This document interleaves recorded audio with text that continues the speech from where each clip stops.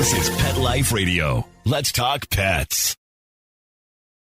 This show is brought to you by Pet King Brands, the makers of Zymox and Oratine. It's Oh Behave with Arden Moore, the show that teaches you how to have harmony in the household with your pets.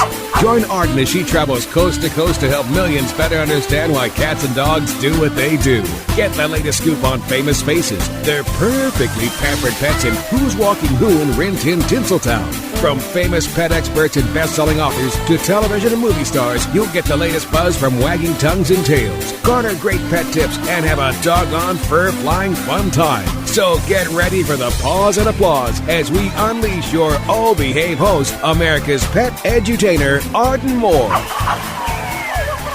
Welcome to the Oh Behave show on Pet Life Radio. I'm your host, Arden Moore. He's back, and he's displaying his non-stop commitment to pets and blessed with strong typing fingers. He just finished a new pair of pet books.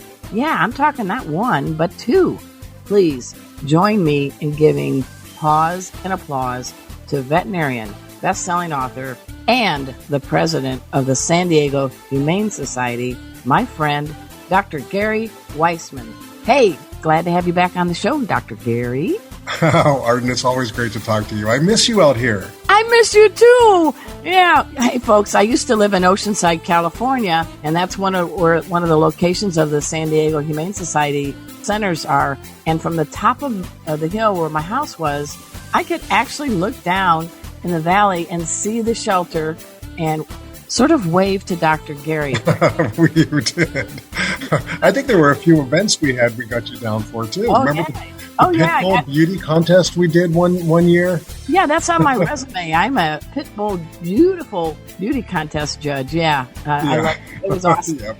Hey, guys, Dr. Weizman is here because with his strong typing fingers and commitment to dogs and cats, he's produced another pair of books for National Geographic Kids. The first one's called Pounce, a how-to speak cat training guide. And the second one, woof, woof, woof, Fetch, a how-to speak dog training guide. And just so how well do you guys speak meow or woof? We're going to find out after we take this commercial break. So sit and stay. We'll be right back. Time for a pause. 4 furry ones, actually. Sit and stay. Oh Behave will be right back.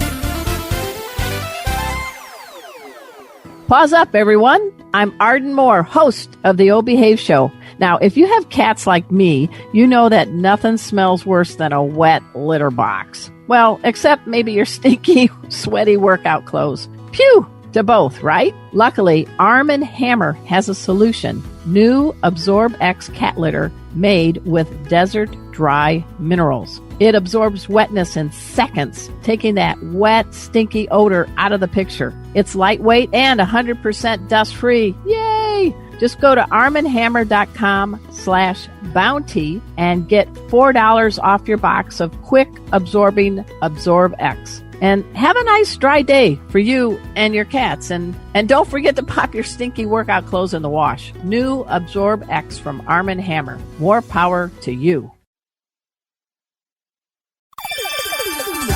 Let's Talk Pets on PetLifeRadio.com. Oh Behave is back with more tail-wagging ways to achieve harmony in the household with your pets. Now, back to your fetching host, America's pet edutainer, Arden Moore.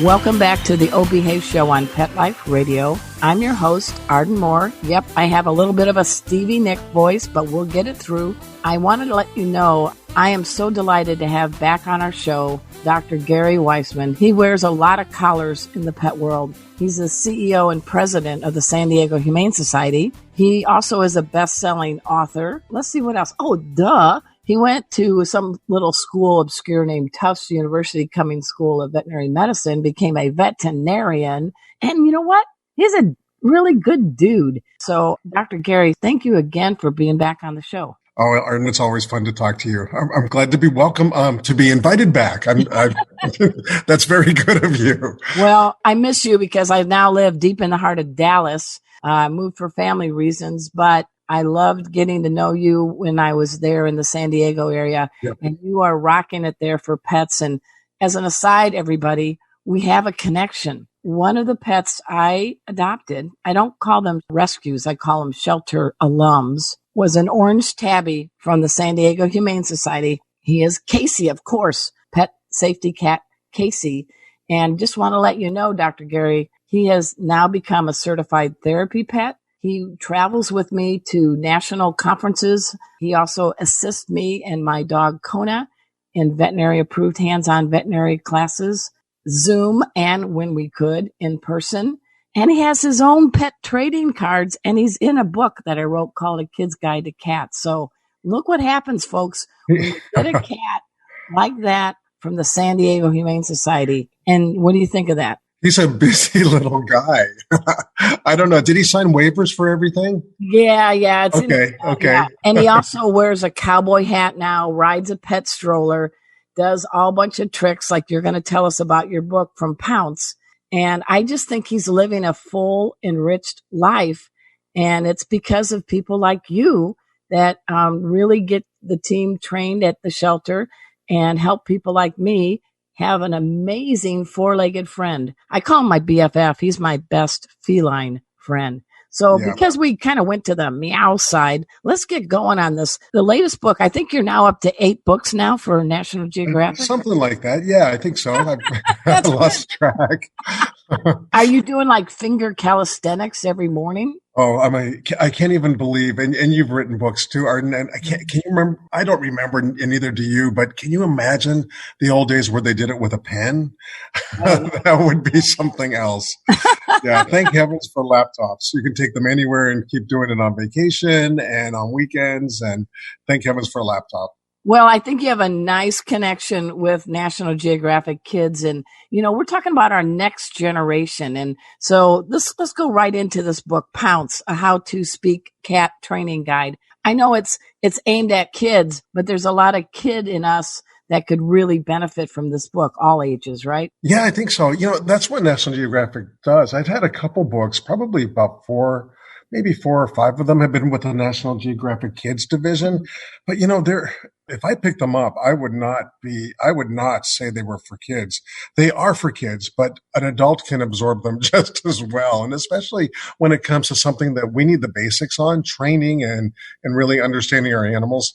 These are really for all ages, but they're definitely a good idea right now with people needing content for their children at home to use it as a teaching guide. It's reading, it's teaching, it's there's active labs, it's training your animals. It's we didn't expect COVID to happen when writing these books, but it's a good tool to have for teaching at home. I totally agree, guys. And the way it's designed, it's really a nice layouts, good popping photos. I want to go right to the back of the book because I think it's pretty fun, and we can maybe, do you have the book in front of you? I do. Yeah. So if we'll tease the listeners. But there's a quiz in both this book and the dog book called Fetch on page 168. I love this. What kind of cat are you? We're going to be talking about this, and you've got a choice based on 8 questions. The Maine Coon, Abyssinian, Siamese, Burmese, or Ragdoll. So I'm kind of curious. It says, pick a hobby, number 3. Traveling, soccer, reading, gymnastics, napping. Okay, Dr. Gary, what would your answer be on that? Well, it's something that none of us can do right now, traveling. That's the hard thing. All right. And then the other one, what's your favorite color? Green, red, blue, orange, pink? Yeah, I'm going to go with blue. Okay. So just having fun. Would you be a Maine Coon, Abyssinian, Siamese, Burmese, or Ragdoll if you came back as a cat in your next life? I think I'd be an Abyssinian. Ooh, so tell us why. Well, they are getting into trouble all the time, right? We all know that. They're a very loyal cat, and that's a characteristic I think that's important for all of us. Yes. And they're also adventurous, so I think it's a cool cat. I think we would be Abbeys together, don't you think? Ah, okay. I think so. You know what? Absolutely. Nothing against them, but I don't think either one of us has the personality of a rag doll. No, possibly not. Possibly not. Wait, they're sweet dogs. They're sweet dogs. No, They're they are sweet sweet. cats. Yeah. But they're the ones that like to be in a library. Shh. It's a Yes. library. Shh. And True. the That is true. Abyssinians are like, pump up the volume, pump up the volume. Yeah. Yeah. They'd be doing dance moves in the library. That is true. Yep. So I know that these books are timed well because in September, there's a couple of biggie coming up. There's National Dog Ownership Month, and I love this one. I never heard of this one. September 19th is Meow Like a Pirate Day. What the heck? Oh, heavens. Actually, I've never heard of that one either. Okay, what could that possibly mean? I don't know, but I don't want to walk the plank with a cat. I don't know. We'll have to see on that one. But, let's talk about cats because they're in more homes than dogs. I love the fact that at San Diego Humane Society, you guys have a whole area, a whole dedicated building for cats so they don't have to hear barking dogs. Right, right. That's the biggest thing for dogs and cats to have them have as little stress as, and Arden, you're a fear-free advocate too. One of the biggest things that causes fear in animals is noise. So Exactly. Cats don't want to hear dogs barking and dogs don't want to hear dogs barking. Well, I was glad I adopted Casey when he was 4 months old from the San Diego Humane Society. He was my first orange tabby ever. Now, I know that's not a pedigree, but you don't know this, but I now have a second orange tabby named Rusty, and he came from Samantha Martin. She's a renowned animal trainer from the amazing Acro Cats. So we call him Rusty the Performer, and purr is the emphasis. I'm just asking you, even though they're not a breed, there's something about orange tabbies. What do you think? They are. They're wonderful. They're wonderful. They're probably the I don't know if you'll take this as an insult to cats or not, but they are the doggest of cats, aren't they? Orange tabbies. Yeah. They're friendly. They want to be with people. They're generally always males. Have you seen a female? I've seen a few females, but just a one, and it was a very, I guess it was a kind of a muted orange color. It wasn't even Casey's got a really sharp reddish orange coat. Okay, yep. They're wonderful cats. I always tell people, if you've never had a cat and you want to go for your first one, look for an orange tabby. That will be your best friend for 18 to 25 years. That we hope. Yeah, we hope. Now, Yes. Speaking of that, in your book, Pounce, A How to Speak Cat Training Guide, you do have a whole section on tricks and things because cats can wave. They can crawl through a tunnel. They can jump. Yeah. They can touch paws. So it's just a different way, right, about how you motivate or negotiate with a cat when it comes to training time. Oh, you were so right. It is negotiate, isn't it? Yeah. People think that you can't train a cat, and you can. You can train anything, really. As a matter of fact, clicker training is so good in cats. It's one of the best ways to train them. And if people don't, I'm sure people listening to your show know what clicker training is, but it's a 79-cent piece of plastic and metal that actually makes a clicking noise. And it's great to help kids with coordination. And I'll tell you, kids are way better at it than we adults are. They're faster. They're used to faster on all their electronic devices. And clicker training works really, really well in cats. But if you want to see the superstars of clicker training, go on YouTube and look up clicker training chickens. Because chickens are the best at clicker training. But cats can do it too. And so we talk a lot about using clicker training to train your cats. And I'm not the biggest fan of having your animals do tricks just for the sake of doing tricks, just for entertaining. So this is not that. This is about having them develop a bond with you and a trust that actually the trick is just the byproduct of an incredibly wonderful experience that you have with your animal. And you can definitely do it with both dogs and cats. No, I totally agree. Casey comes to a whistle, sits, touches paws. He's a lefty. That makes him a southpaw. That does. Sorry. And he will do a sachet. He doesn't spin because cats, do a circle on their own time schedule. But it's so hilarious because he just loves to be at schools and hospitals when pre-COVID, and I know he misses that a lot. But the other part of the book that I like, and this is good for kids because you have to almost learn to be a pet detective. And you've got a whole section in here on reading your cat's body language in the early part of the book. They're not illustrations, they're actual photos of actual cats showing that, I'm not really excited to see you, or bring it on. So talk about how pairing the photos with the explanations is a really good thing for kids and us adults. Yeah, yeah. Well, I'll tell you, one of the specialties of National Geographic, obviously, is their photos, their layouts.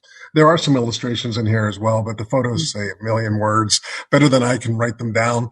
But I mean, I think that's a really important point that you make, because reading an animal's language is a skill. Reading what they're saying to us is a skill, and they are so much better at it than we are.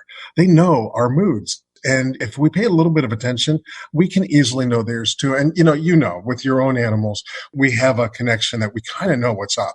Whenever anybody brings an animal to a veterinarian, or when I'd see an animal that might be ill, I know that owner is going to know more than any of my blood tests can tell them about what's happening with that animal, because of that connection that we have.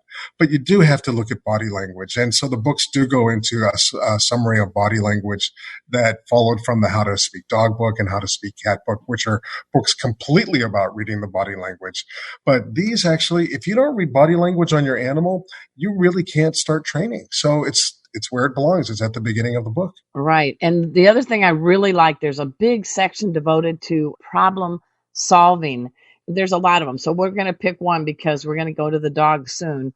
But, you first of all say, don't punish your cat. And going from that, let's transition why to what do you do when a cat is saying, hello, hello, hello, hello, hello. A lot of vocalizing, probably at 3 a.m. So what's the take-home message for that, Dr. Gary? Okay, the biggest take-home message, of course, is to never punish an animal. There is never any justification for doing that. And it doesn't work. It makes them more stressed, and it can really backfire. So no punishment. So the second part is no punishment doesn't mean that you always reward. So for the circumstance that you're talking about, and we've all had that, 4 a.m. call for breakfast. It's the hardest thing in the world, but you have to summon all your strength to not reward. So not rewarding is not the same as punishing. It is a form of negative reinforcement, but it's not punishment. So, and Arden, that, I'm sure you've talked about that, but that's the big key. Never punish. Sometimes don't reward, though. So the cat is 4 a.m. going, is it breakfast yet? Is it breakfast yet? Is it breakfast yet? So what should a person do? I would actually say I would start being very civil. No, it's not breakfast time yet, and go back to bed and not respond further. Okay. Good luck with that. We've all Well, they always have a threshold, where they will push, but if there's no pushback, a cat is smart enough to know, well, that strategy didn't work. I got to go with another one. Yep. And it can be really tough because they are so persistent. And for an animal that's not supposed to be as food motivated as their counterparts, the dogs, I'll tell you, I think they're pretty food motivated yeah, definitely. The other part was stress. And we'll end the cat part from his book, Pounce, How to Speak Cat Training Guide by National Geographic Kids. Stress. Kitties don't go up to you and say, hey, I'm Dr. Gary Weizman. I got a little frog in my throat today, or, there's a little hitch to my gitch, or whatever the term is. I'm not feeling all well. Kitties don't come up to you as they're humans and say, this is what's going on. Can you get me to the veterinarian? Right. And cats the most so this is a terrible sentence, do not do that. Dogs less so, but it's the same deal. Cats are hunters, and if they are not well out in the field, they're going to become prey. So they still have a lot of that wild in them. So they hold it in. They don't tell you that they're stressed. They don't tell you that they're not feeling well. But let's just talk about stress. If a cat is stressed, there are a couple of things that almost always happen. Okay. One is not eating. Okay. Another one can be throwing up. But the biggest one, the Olympics of showing you that they're stressed, is inappropriate urination. So we all knew that was. Yeah. And that's when a cat will really tell you that she's stressed. And it might be from a bird she can't get at outside because she doesn't go outside, or another cat that's taunting her that does go outside where she can't get near that cat, or another cat in the house. And that's often a big stress for cats, too many other cats. So they really do show you that they're stressed. And most of the illnesses that happen with cats, mild illnesses that is, can really be secondary to stress, even upper respiratory infections. Well, that's really important because, catching it early is a good thing. So I guess your book is also helping kids become pet detectives. Hope so. I hope it actually stimulates kids into an incredible curiosity about their animals so that they can actually learn how to communicate with them better than their parents can. And I include myself in the better than category.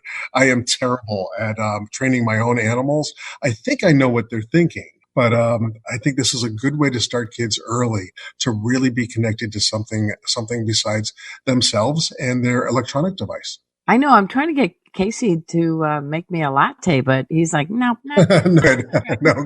No, there's a lot of danger in that, Arden. Yeah. I know. Yeah. Hey, he is called the pet safety cat, Casey, so we'll be careful with that. Okay, that's good. Yeah. Hey, everyone. We're speaking with Dr. Gary Weizman. He is the CEO and president of the San Diego Humane Society. Yes, he is a veterinarian, and he just came out with book number 7 and 8. This one pair are called from the National Geographic Kids. It's called Pounce, a How to Speak Cat Training Guide. And after this commercial break, we're going to dive into Fetch, a How to Speak Dog Training Guide. So you guys know the drill. Let's sit and stay. We'll be right back. Time for a walk on the red carpet, of course. Oh, Behave will be back in a flash right after these messages. Hey, pet pals. Arden Moore here. Welcome to fall and winter. Now, this is a great time to take your dog on a hike in the woods, maybe go on a camping trip or a road trip. But just like us, changes in weather can actually impact the skin and ears of our dogs and cats. So if you got a pet who's scratching his ears, chewing on his coat, or rolling in mud, help is here. Zymox. For inflamed and itchy paws and coats, you can use the Zymox topical spray. For itchy and irritated ear issues, you can use Zymox enzymatic ear solution. And for baths, you can treat your dog or cat to Zymox shampoo and conditioners. Now, Zymox has been your pet's safe and trusted health ally for 20 plus years. So you can pick up Zymox at your veterinary clinic, most pet specialty stores, and online. To learn more, just visit Zymox.com. That's ZYMOX. Do it for your pet. Hey, pause up, everyone. This is Arden Moore, your host on the Oh Behave Show. I am so happy to yap about a new product my dog Kona got. It's called Pet Treater. Pet Treater? What's Pet Treater? It's a gift box, and it has lots of cool things like interactive toys and all-natural treats and yummy other surprises. Kona is my terrier mix, as you guys know. I call her Ice Cream Kona. And when that box came, she was just tail wagging and grinning from ear to ear. And it isn't just for dogs. If you got a cat or other kinds of pets roaming around your house, please check out Pet Treater, because they'll tailor make a box for your pet. And they take into things like, does your dog or cat have any allergies? Is it a big dog or is it a little dog? So all it costs is a subscription starting as low as $15. And you and your cool pets will get to unbox new surprises month after month. And if you're good with the camera and you're proud of your pet, you can also connect with other animal lovers on the Pet Treater site. How easy. Just go to pettreater.com. This is important. Use the coupon code OBEHAVE. And guess what? You're going to get 50% off the first month of your subscription. Go to pettreater.com and use the coupon code OBEHAVE, and you're going to save ka-ching. Well, that's it for me. Kona's looking at me in the Pet Treater box. She wants to dive into some of these goodies. Pause up. Let's talk pets. Let's talk pets On Pet Life Radio. Pet Life Radio. PetLifeRadio.com. Hey, this is Allie Sweeney from Save Our Lives and The Biggest Loser, and you're listening to Arden Moore on the O Behave Show on Pet Life Radio. We're back from the lot. Just checked the paper and we had a record showing at the box. The letterbox, that is. Now back to Oh Behave. Here's Arden. Welcome back to the Oh Behave Show on Pet Life Radio. I'm your host, Arden Moore. I love this guy. Dr. Gary Weizman is our special guest today. He is a best-selling author. He is a veterinarian. He is the CEO and president of the San Diego Humane Society. I don't know if he ever sleeps, but I wanted to ask you, what's the 411 on your current personal dogs, Dr. Gary? Oh, you met my two dogs. I lost my big shepherd last year. Uh, Unfortunately, yeah, my Jake was 14 and he went oh, through a lot in his life, and I'm just thrilled that I had him for as long as I did. But you I've still still have got his little Betty sister Crocker? Betty. You I got still got Betty Betty Crocker. Crocker Yeah, still still? got her. Yeah, still got her. She's here right at my foot right here on her dog bed. She's almost 13 and she's showing some signs of age, but she's doing pretty well. And I can't even imagine life without her. Here's the trick, Arden. I've got to find her a friend. And so Yeah. far, she's really made it clear Me that she's too. not interested.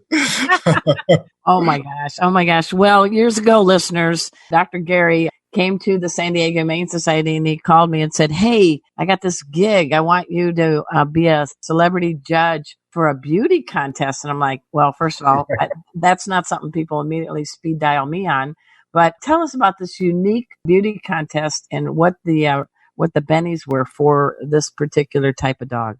Yeah, that was such a while ago, Arden, up in Oceanside. And we did Yeah. a couple of them. We did them in San Diego too. Yeah. And it was really a PR event to let people know that pit bulls didn't have to be the big scary dogs that sometimes they were made out to be. Now, any dog, obviously, you have to read the body language and know if it's safe. And we always want kids to ask their parents before they pet a dog. But we wanted to do a PR event for pit bulls. And so we had a pit bull beauty contest. I'm not sure I would do that again. Yeah. They all look. Remember you said it was unbelievable. Oh my God, I would. But it was actually a riot. It really was. Probably, what did we have? Like 10, 12 pit bulls that came in. They got award. Everybody won. Yeah. They got awards for something. And it was really nice. But the beautiful thing was their people were their handlers, obviously, on our, dog turf runway outside at the dog park. And the people were the beautiful part too, because they loved those dogs so much. And having a pit bull myself, Betty, I do too. I would highly advocate for safe pit bulls in the right homes. And they're wonderful dogs. Well, speaking of that, from your book, Fetch, a How to Speak Dog Training Guide, guys, it just came out. Your kids are just like going crazy at home. They need good things like Fetch and Pounce, these books by Dr. Gary Weizman. All right, just like we did with the cats on page 168. What kind of dog are you? So I'm going to give you a couple of questions, and then we're going to find out what you are. Are you a border collie, Labrador retriever, Siberian husky? Okay, you ready, Dr. Gary? I am ready. Yep. Okay, on the weekend, you can be found solving a puzzle, playing with friends, outside, even if it's cold. Yeah, I would probably be playing with friends. Okay, cool. Your best day ever would include a stop at your favorite museum, quality time with your two best friends, a bike ride with your family. Yep. I'm doing the lab thing right here. Quality time with your two best friends. I know it. I can see the writing on the wall. All right. So I don't know if you knew this, but 3 years ago I got married and I told my spouse, I'm sorry, but you're marrying a Labrador puppy dog. Oh, there you go. And then I think that's important. So tell us why you think you would be a lab if you came back as a dog. Well, I actually wondered if I've got such an affinity for German Shepherds. I've been cursed with a love of that breed, and they are so difficult. So I think I'm more of a German Shepherd, but I like being with people, and there's no question labs are the dog-loving dogs of the dogs. And I do like being outside. I like being with friends. I mean, so of all of those choices, I would say that's probably more accurate. I think the other one was a husky, and then the Siberian husky, yeah. A husky and a border collie, yeah. And a border collie, yep. Border collies work way too hard for my taste. What about Siberian huskies? Well, I'm not as loud as a Siberian husky. Oh! Yes. Yeah, and you would be a lab too, I assume. Yes, I think I would be. I think we both would be doing Snoopy dances. Don't you think? Something like that. Yep, absolutely. Especially if I had my dogs with me. All right. So let's dive into Pounce because I love this. Again, very well illustrated and photographed, really easy to navigate. You've got sections in here about trick training. You've got some of the things that dogs do in jobs. But one of my favorite ones is to teach a child how a dog can do a doggy hug. I think it's on page 84. So my dog Kona does that. She's a terrier mix, and she'll just come from behind me and drape her head right under my nape of my neck and give me a hug. Yeah, it's really amazing. I'd like to think that it's something that they would do naturally, and many do. But here's an interesting thing: as much as we love dogs, we have to learn some ground rules with Good. what Yes. dogs tolerate. And dogs really don't like to be hugged. And Right. I'm saying that as someone that I live to hug my dogs. So it's a tough thing to recognize. But training them to actually to go around your neck and hug you isn't necessarily the easiest thing for them to do. So this is 5 steps to training them to do that, and they're a blast to do, and I think everybody should try it. Well, you got the dance, you've got a peekaboo catch. I mean, there's a lot of creative tricks in here, but it starts with listening. And I laugh because I'm learning Spanish through Duolingo and I sound Italian, but I'm trying. But a dog is just naturally multilingual because of they're reading your body language. They're speaking, if you're English, they're speaking dog. If you have a Yeah, cat house, they have to do cat. If you have a bilingual house, they're doing Spanish. I mean, holy moly. I know. Isn't it amazing? It's Yeah. absolutely amazing. We've had some at San Diego Humane. We've had some animals from around the world. We've had Oh, dogs cool. from China during the Yulin Dog Meat Festival. We've partnered with other groups to bring them over. Mhm. We've had dogs from Korea at farms in Korea. We've had dogs from Southeast Asia, and it's amazing. They don't speak English, and we don't speak what they heard during their whole lives. But we can communicate so easily with them. And it's all about eyes and voice modulation and hand gestures. I wish we were as good at it as they are with us. Yeah, true. I know you've got a whole thing here about decoding your dog, reading the body language and listening. I think us two-leggers can benefit by doing a little more listening. That's true, even with each other, right? Right. Oh, I'm sorry. What did you say? I wasn't listening. No, just kidding. But the other thing is, before we wrap everything up, this is COVID time. And I know it's amazing the power of the paw because shelters like the San Diego Humane Society, where you are, there's a lot of adoptions and a lot of fostering. I know you have a virtual adoption event coming up in a few days. And I was very impressed on your Facebook for the San Diego Humane Society. You have already given out your millionth pet meal Oh, since you saw COVID. that. Yes, because I, as a reporter, I did my homework. That's So excellent. tell us Right. about the COVID, how that's really changed your role and the team at the San Diego Humane Society. It's changed everybody's roles at every shelter around the United States. Seriously, this is a national phenomenon that's happening. So many of us are home and our lives have changed. I think people are holding on to their pets for dear life, and that's what they should be doing. Who knew there could be a silver lining to a worldwide pandemic, but it truly is. The number of animals that are being relinquished has plummeted throughout the United States. And that's a good thing. And what we're all doing is trying to redirect our efforts to keeping people with their pets and safely at home by giving them pet food and supplies and veterinary care in some cases and free vaccinations, all the things that we can do to hopefully let people keep their own animals. So it's happening everywhere in Dallas, in Philadelphia, in Boston, here in San Diego, all over the country. We have about a quarter of the animals, maybe a third that we would normally have. So it's really a phenomenon. And giving out pet food, that millionth meal was yesterday. We've Yeah. given out Wow. a million since COVID started in April or March, actually. And people need it, and we just give them food and kitty litter and supplies. And you know what, Arden? It doesn't matter about COVID. If people need this, we're a nonprofit. We're going to do this till the end of our days. Because if that simple thing can keep an animal in a home, then we've just done more than we can do in 6 months having that animal in the shelter. Right. And I do know at this stage, I'm in Texas and we didn't listen to the rules and things are really bad here. But in California, you're not getting big awards, blue No, ribbons either for no, social distancing. nope. Humans are hard to train, apparently. Yeah, but I know that people are kind of getting a little cabin fever and they're starting to want to do things like RVs or rent a pet friendly cabin. What are some of the things that, any tips you can give people if they want to socially do something with their dog who's Yeah. socialized? Yeah, absolutely. First of all, a well-behaved dog is welcome nearly everywhere now. and people really understand. I mean, I just got back from a trip up north, just a road trip. I took my dog, I took my spouse, and we went on a 300-mile trip, and we were very careful, always masked and always away from people, but we brought our dog.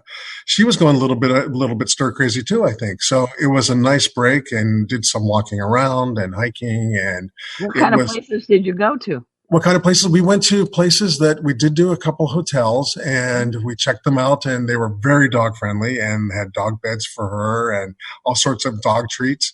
And turns out she's a homebody at 13 years old. We found out on the road, but it was a good break. So if people have well-behaved dogs, cats are a little trickier. I would say go to the section on putting a leash and collar on your cat before you start to travel with her. But dogs could use a hike and could use a safe outing somewhere. I think all of us could. Be careful out there and keep your mask on and keep your distance. But I think it can certainly be done. And I'll tell you, I feel like I was away for 100 years in 1 week. It really helped. So were you staying in the south end of California, or where did you guys go? We went up to the Central Coast, so around the wine country area of Paso Robles and San Luis Obispo and down to Santa Barbara. And it was a nice road trip, 6 hours one way and 3 hours back because we were halfway there in Santa Barbara. Yeah. And Betty slept the whole time in the back of the car. And you went on hikes with her and things like that? Sure, yeah. Now, when you go to a hotel, since I can't remember the last time I went to a hotel, yes, I can. It was in February. How is it now? Is it feel like a ghost town, or how do they in the lobby? Not really a ghost town, but there are things that are so different. You don't necessarily want to have cleaning done in your room while you're there, anymore. So you just forego that. But not necessarily. They all had all the services going. Restaurants are all outside. So, and I had not been to a restaurant until last week. Oh my gosh. Yeah, it was different. And I'm not sure I'm going to be going to any here now that I'm back at home for a while, even outdoors. But it seemed safe enough. And I always had my dog bed. I have a roll-up dog bed in the car, so I always lay it out on the ground on the sidewalk for Betty. And she's there. We order her food. Many places have dog menus, and we had a blast. But the dark cloud of it is that it's so different, and it just doesn't feel normal. There's no question about that. But having my dog with me felt very normal. No, I love that. Hey, folks, we're speaking with Dr. Gary Weizman. He is a veterinarian. He is the CEO and president of the San Diego Humane Society, and he's a best-selling author. He's got 2 new books you got to get your paws on, both by National Geographic Kids. One is called Pounce, a How to Speak Cat Training Guide, and Fetch, a How to Speak Dog Training Guide. Any parting message you'd like to add, Dr. Gary? Because I love you, and I'm so glad you're doing well. And my orange tabby, Casey, one of your San Diego Humane Society alums, says, "You're marvelous." He is so good. We miss you out here, Arden, very, very much. So anytime you're here, let's get through COVID and get back on the road. And anytime you're here, you got to call me, honestly. Just got to. And for people out there, go support your shelter and your local rescues. Perfect. So everybody, I want to give a big pause and applause to Dr. Gary Weizman, our special guest today. And at this time also, I want to do a shout out to my producer, Mark Winter. He is the Wizard of Paws. And guess what, guys? Pet Life Radio has been on the air as a podcast, a pet podcast network for 13 years. We were one of the very first, and now we're the largest. So I want to give a salute to Mark Winter for being at the helm for all this. And guys, please check out ardenmoore.com. Every Wednesday night, I team up with the Cat Fancier Association, and I host with Casey Meowie Hour, because we're trying to champion all cats, pedigrees, and mutt cats. And it's on Zoom and Facebook, so go to the CFA site and you'll get more details. We're going to get you on that show, Dr. Gary, okay? That'll be great. All right. And then we'll have a fun kitty cocktail at the end. All right, guys. Until next time, this is your flea-free host, Arden Moore, delivering just 2 words to all you 2, 3, and 4-leggers out there. Oh, behave. Coast to coast and around the world, it's Oh Behave with Arden Moore. Find out why cats and dogs do the things they do, and get the latest buzz from wagging tongues and tails in Rin Tin Tinseltown. From famous pet experts and best-selling authors to television and movie stars, you'll get great tail-wagging pet tips and have a fur-flying fun time. All Behave with America's pet edutainer, Arden Moore.